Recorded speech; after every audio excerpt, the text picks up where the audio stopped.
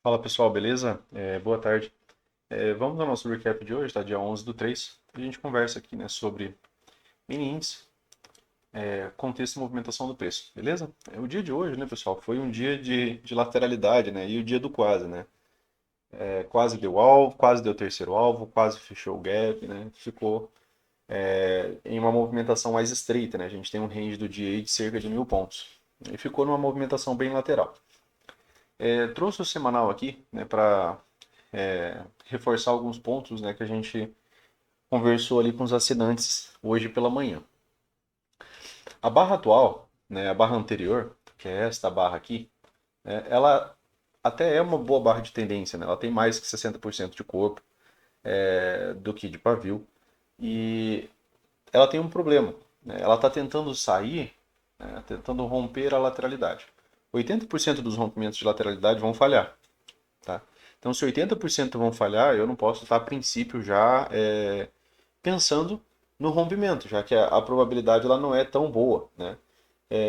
Bem como, né, não tem ainda uma boa relação preço-média, né? Poderia gerar uma lateralidade descendente, né, por mais tempo.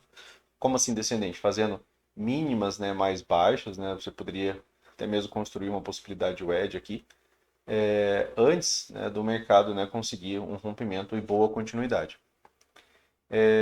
Outro ponto, né, pessoal? Ficou um gap aberto aqui no semanal, né? Em lateralidades, gaps são fechados. Então, essa região aqui, ela passa a se tornar um magneto ao preço, tá?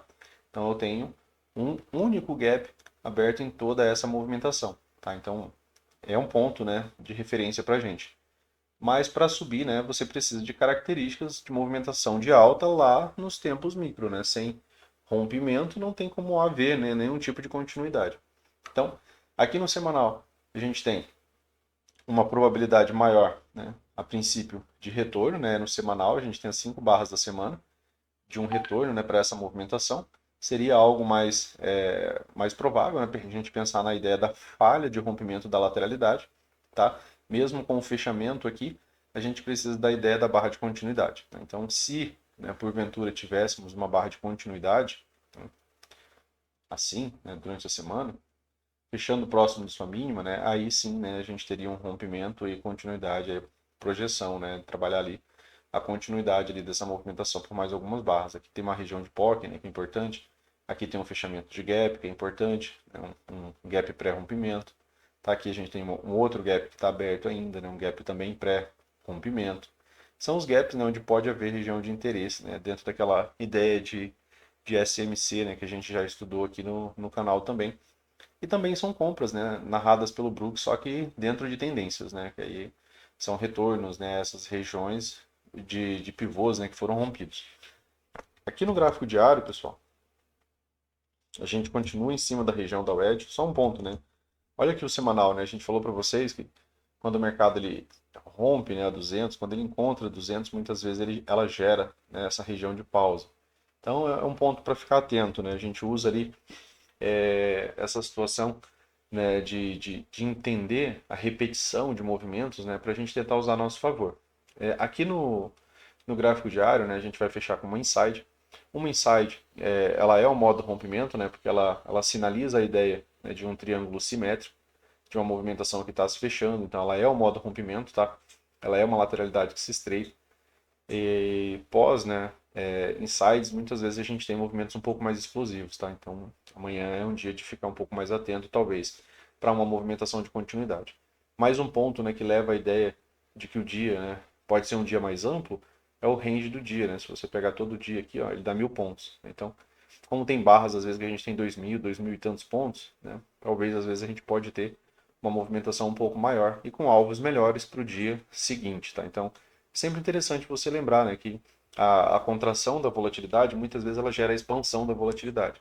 Dias menores, né, dias menores têm a capacidade, né, às vezes, de te entregar dias um pouco mais amplos, né, tá? Então, a gente fica atento a isso. E aí a gente continua aqui no gráfico diário, ó, em cima da região de wedge, né, onde tem, como a gente falou, né, tem uma melhor probabilidade para ter algum tipo de correção TVTL. Aqui a gente acaba ficando baixo de novo na lateralidade. Só que para subir, né, pessoal, para ter uma movimentação de alta, você precisa de razões possíveis, né, para a movimentação de alta acontecer, tá? E aí você vai precisar de algum tipo de estrutura ou algum tipo de falha de estrutura, tá? Então, a gente vem aqui para o M60, mas estamos ainda em cima da região de suporte. Aqui seria, por exemplo, dentro do gráfico diário, né, a região onde você seria a região de menor probabilidade, por exemplo, para você estar vendendo também. Né? Por quê? Porque 75%, né, das wedges elas vão gerar algum tipo de repique. 25% vai vir a níveis mais baixos, né? Ou vai romper isso daqui e vai te dar duas pernas de baixa, tá? 60 minutos, pessoal. O que a gente falou hoje do M60, né? Hoje, né, no M60, a gente havia conversado que, né, aqui a gente tinha duas formas de interpretar essa movimentação. A primeira, né, que a gente tinha uma falha de wedge, né, tivemos aqui uma movimentação de três puxadas. Esse gap de baixo aqui, né, sinaliza a possibilidade de gap de wedge. Porém, né, essa movimentação ela volta, né, com quatro barras, né, para dentro da região. Essa volta rápida para dentro dessa região, né, em até 5 barras, o Brooks ainda chama isso, né, de falha de rompimento. Então a gente precisava ter a devida cautela por conta disso. Uma segunda interpretação é a relação preço-média. Né, o mercado no dia anterior, né, ele tinha, né, tido um gap de baixa. No dia de hoje, ele fecha aqui, né, dessa maneira, com uma barra aqui saindo da 9. E aí ficava, né, muito mais fácil, né, a gente pensando no que é mais fácil. É muito mais fácil o mercado descer do que o mercado subir, tá? Por quê? Porque ele está abaixo de todas as médias, né? Inclusive abaixo da MM200. Então era um mercado que ficava mais fácil ter continuidade da movimentação de baixa. O problema é que ele já abriu dando alvos, né, pessoal? Acaba sendo muito, muito rápido. Isso torna as coisas bem mais complexas, né? Ao invés dele abrir aqui dando continuidade na movimentação, a gente já tem o gap de abertura já lá dando os devidos alvos. Aqui tinha outro ponto, né, que a gente citou no dia de hoje, é que era a dificuldade do rompimento, por exemplo, desse fundo, né? A gente sabe que todo fundo duplo é uma potencial lateralidade e a gente falou que o rompimento desse fundo no dia de hoje ele seria um pouco difícil por conta, né, das médias não estarem, né, aqui próximas do preço. Se você observa, né, essa barra quando ela estava aqui, ó, a 9 estava exatamente aqui, a 1.000 pontos do preço. A 20, ela, quando essa barra fechou, tá? Ela estava a 1.400 pontos do preço. Então, assim, não é comum a gente ver bons rompimentos e continuidade, né, quando as médias estão muito afastadas. Geralmente, nesse cenário, a gente pensa mais na falha. Mas tinha ficado um terceiro alvo bem aqui, né, pessoal? E o fechamento desse gap que ele não fez, tá? E aí ele acaba fazendo um retorno média, retorna de novo, né, a região de troca de polaridade, mas continua a movimentação de queda. Só que agora, né, conforme o tempo vai passando, os fechamentos vão ficando cada vez mais próximos das médias, né? Como está uma movimentação mais lateral, as médias acabam, né, ancorando o preço. E isso pode, né, fazer com que essas médias, em determinado momento, cheguem tão próximo do rompimento, né, que isso torna esse rompimento muito mais provável, tá? Então, a gente tem que ficar de olho aqui. Mas, por enquanto, o mercado ainda falhou em renovar mínimo. A gente falou aqui que esse fundo, né, ele foi um ponto onde os compradores entenderam que nessa região valia a pena comprar. E os compradores conseguiram um bom ponto de inflexão aqui. Ó. Eu tenho essa mínima, eu tenho essa máxima. Eles conseguiram uma boa movimentação de alta. Então, ao chegar de novo nessa região, poderia encontrar compradores de novo, tá? Por isso, né, fundo duplo é uma potencial lateralidade. Mas ele falhou aqui, né, nos alvos, né, na região da VWAP, deu o primeiro alvo, deu a região da VWAP, era a região de 61.8 do dia anterior também. Né? Região de 61.8, eu acredito que sim, a gente já dá uma olhada lá. Então, a gente está aqui de novo, né, numa movimentação para amanhã que continua muito mais fácil descer. Por quê? Porque para subir ele tem que romper as médias. E para romper as médias, né, ele tem que conseguir bons fechamentos acima, né, das médias. Olha a reação do preço quando ele chega, por exemplo, na MM9. Né? Você não vê nem fechamento acima da 9. Aqui você vê um fechamento, mas mesmo assim, né, a barra seguinte passa a ser vendida ainda. Então a gente está numa estrutura de baixa, mas para ter, né, o mercado a preços melhores, né, preços mais baixos, ele vai precisar romper esse fundo aqui, tá? Sem rompimento, continua a ideia de lateralidade. Então aqui você não pode estar vendendo baixo, a princípio, tá? Você precisa de características de boa pressão, né, para ter o rompimento. Por enquanto, né, pessoal, a gente não vê característica de pressão aqui. A gente vê um mercado bem, né, bilateral aqui, onde compradores e vendedores estão participando. A gente vê bastante dojis aqui, bastantes barras sobrepostas, né? Então a gente está numa situação que não temos a possibilidade de ler força, né? De ler, olha, Luciano, aqui eu tenho um micro canal. Não há, né? A gente não tem essa possibilidade de leitura nesse momento. Então, se a gente não tem, né, a princípio a gente pensa mais em lateralidade. Hoje o mercado rompeu com uma barra, né, pessoal, mas ele rompe com uma barra saindo de lateralidade. A probabilidade era mais baixa, tá? Aqui, ó. Nos 5 minutos dava para ver um pouco mais a lateralidade, mas aqui também é possível, né? Aqui a gente teve, né, o gap de baixo. Esse gap de baixo, né, a gente comentou que ele já seria, né, uma falha de wedge, né? Já seria uma falha de wedge, por quê? Porque a gente já tinha, ó, duas puxadas muito bem desenhadas aqui. Eu já tinha, né, essa possibilidade aqui, ó, né, uma segunda. Aqui seria uma terceira. Então, se ele falha aqui e volta a subir, renova a inflexão, a gente teria, né, uma premissa de segunda perna de alta. Se ele rompe isso daqui, a premissa passa a ser o quê? De duas pernas de baixo. Então, a gente teve uma, ele corrigiu, né, e até o momento ainda está devendo, né, uma segunda perna. Essa segunda perna de baixo, né, que a gente pensa na premissa de falha de wedge, ela também, né, tinha uma possibilidade aqui de renovar mínima, né, que seria desse terceiro alvo aqui, ó. Que é por isso que eu falei, né, um dia de lateralidade e um dia de quase, né, porque ficou bem próximo realmente desse terceiro alvo. Esse terceiro alvo aqui, ele tem confluência, tá, com esse primeiro alvo aqui, ó. Tá, então ele tem é uma região de confluência. Confluência de quê, Luciano? Desse pivô rompido aqui, ó, né? Ou que tenta ser rompido, né? Até o presente momento a gente volta para essa movimentação com poucas barras. Aqui também tem uma pequena possibilidade de wedge, né?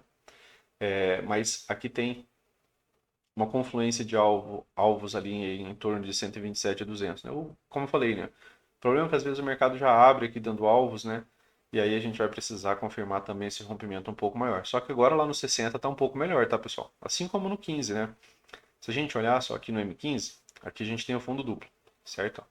Eu tenho fundo, e aí eu tenho essa movimentação que tenta romper esse fundo duplo. Aí tem características de rompimento. Como a gente falou, muitas vezes, né, o mercado deixa boas características. Ó, aqui, quando essa barra fechou, ó, o preço estava a 600 pontos da, da MM9. E aqui, cerca de 900 pontos, né, da MM15. Então, eu não estou tendo as médias próximas aqui dessa movimentação. Então, por isso que a gente falou que aqui na região de fundo, né, o mercado poderia, né, encontrar um pouco de pressão compradora. Por quê? Porque todo fundo duplo pode gerar uma potencialidade. Todo fundo duplo é uma H2, né, pessoal? A gente tem aqui uma H1, uma retomada, e aqui, né, acaba sendo um fundo duplo mais alto, é uma H2. Então, uma terceira puxada, né, aqui nessa mesma região, tá? Pode ser um pouco mais alta, né, seria uma H3, né, uma wedge. Então, ou seja, três movimentos, né, que você tem três tentativas, né, de retomada, né? Aqui eu tenho H1, aqui eu tenho H2, e aí o mercado vem e faz uma terceira tentativa de retomada, né? Você teria uma H3, tá? Então, toda H3 é uma wedge, por isso, né, que o Brooks fala que mesmo um movimento de três puxadas laterais tem o mesmo potencial, tá? Então, aqui no 15 minutos, um dia bem lateral, né, pessoal? Já posso tirar esse FIBO aqui, dá para tirar essa marcação aqui também, que ela atrapalha um pouco. Aí aqui já convém acho que a gente dá uma olhada lá nos 5 minutos, né? Que lá nos 5 minutos realmente ficou uma bagunça. Meu primeiro trade, né, pessoal, acabou sendo pelo 1 minuto, né? Foi uma venda mais ou menos aqui, né, pelo M1. Por que eu fui para o M1? Porque o preço estava num gap de baixa, estava muito afastado da 9 e eu prefiro fazer vendas, né, quando o mercado está mais próximo da MM9, né, e acabei, né, entrando pelo 1 minuto, mais ou menos aqui, né, aqui acabei encerrando porque ele acabou gerando compra no 1 minuto, tá? Mas acabei não comprando, tá? Eu tava pensando mais em venda, até mesmo porque isso daqui era o terceiro alvo, tá? Isso bem aqui, ó, é o terceiro alvo, tá? Desse pivô. E normalmente o mercado fecha, né, esses alvos, né? Hoje ele ficou no quase aqui, ele fez o quase fechamento do gap, ó, né? A gente tem um gap aberto, o mercado chegou próximo do gap, ele fez o quase fechamento desse gap, né? Ele acabou não conseguindo também fechar esse gap. Mas aí, então, quanto a trade, né? Essa daqui foi minha primeira venda. A minha segunda venda, né, pessoal, foi vender alto aqui nesse doji, né? Pós esse doji. Por que vender alto nesse doji? Porque a gente já tinha, né, um número relevante de barras aqui trabalhando abaixo da 20 e a gente ainda tinha o terceiro alvo aqui, tá? Esse trade aqui gerou stop, tá? Por que ele gerou stop? Porque né, a gente conversou, né, durante a manhã sobre essas pausas que ocorrem em cima dessa região de POC, tá? Então, uma das ideias, né, era que gerasse pausa, mas que o mercado, né, retornasse para essa movimentação.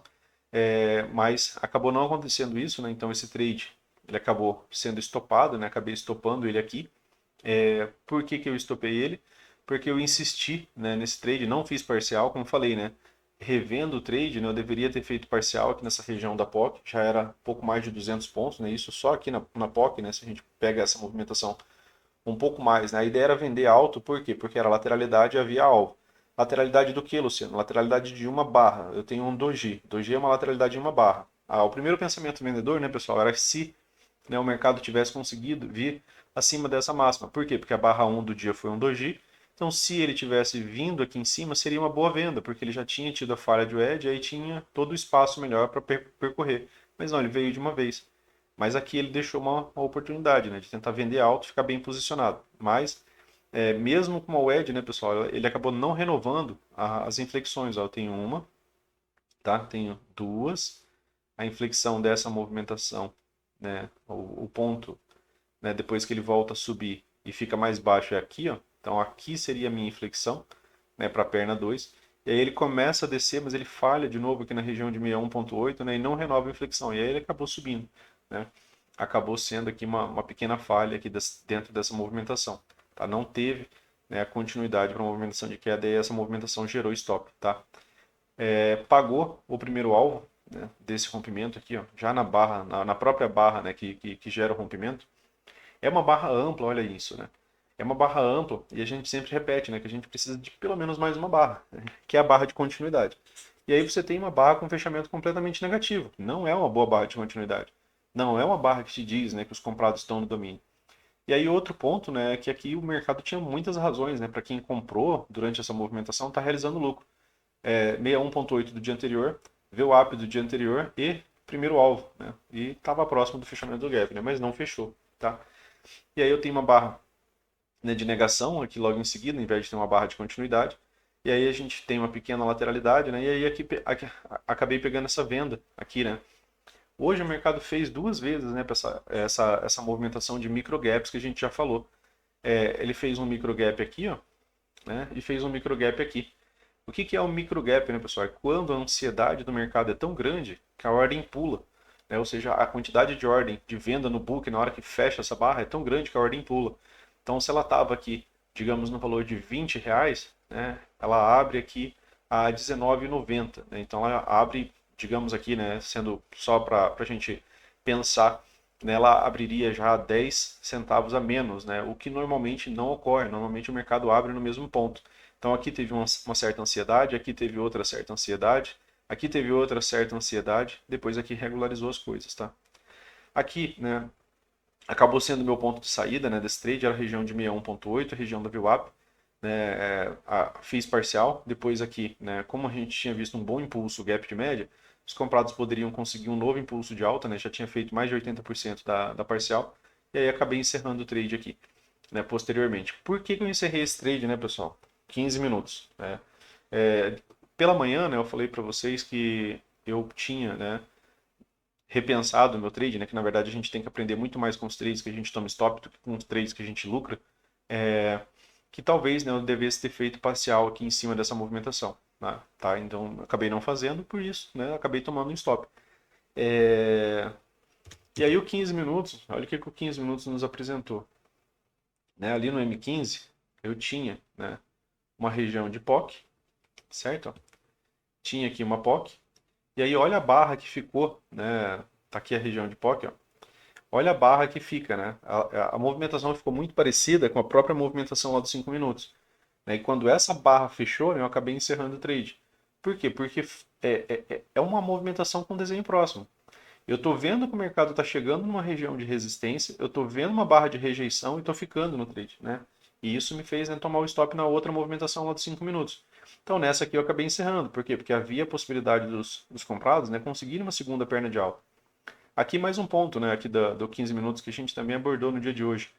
É que aqui é a barra de rompimento, certo? E a gente precisa sempre de uma barra de continuidade. Essa barra aqui, ela não é uma barra de continuidade. Ela é a barra que o Brooks nos diz, né, quando a gente tem um doji, uma barra interna, que a gente pode ter ou pullback ou reversão.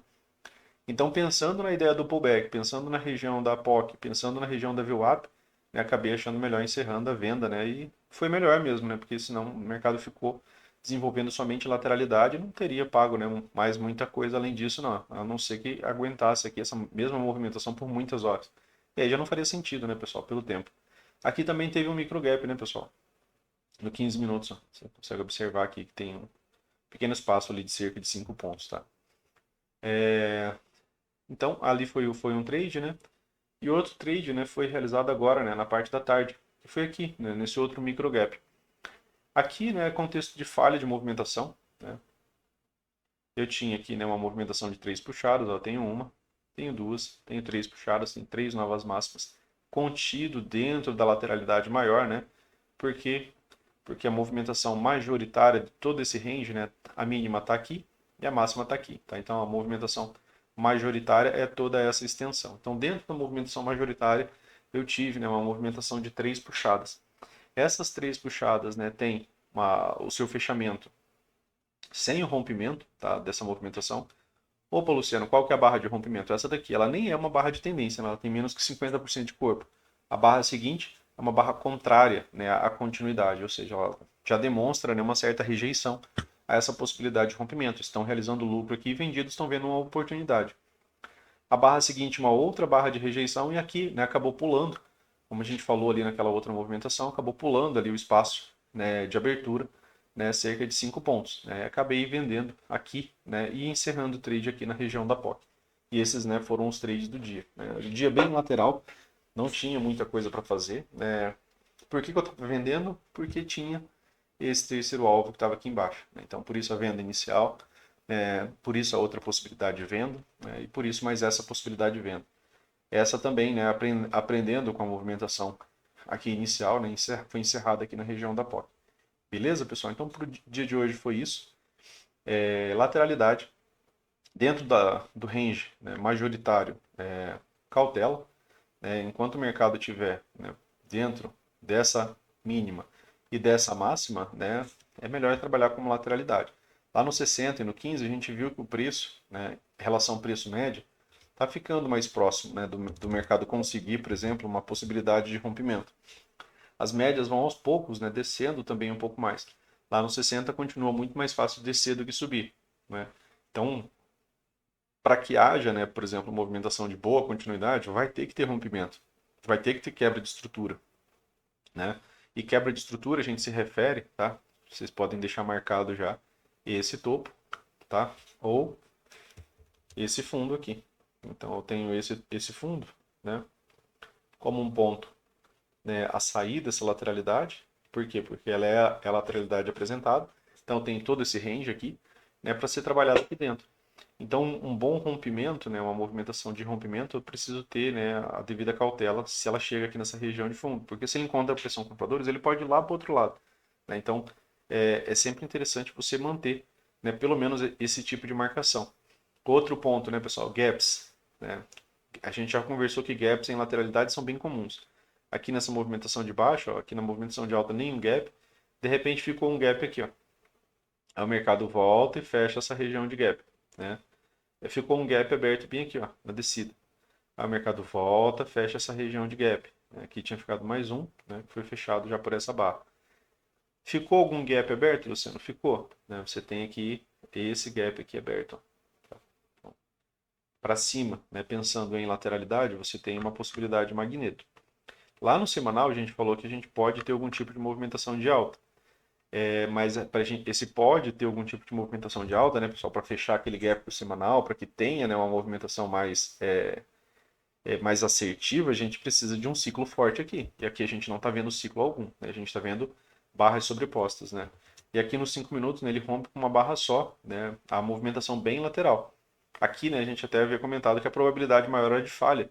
Porque se vocês observarem essa movimentação, é uma movimentação com completa característica de lateralidade. Né? Você vê muito pavio, muito doji, ausência de gaps, né?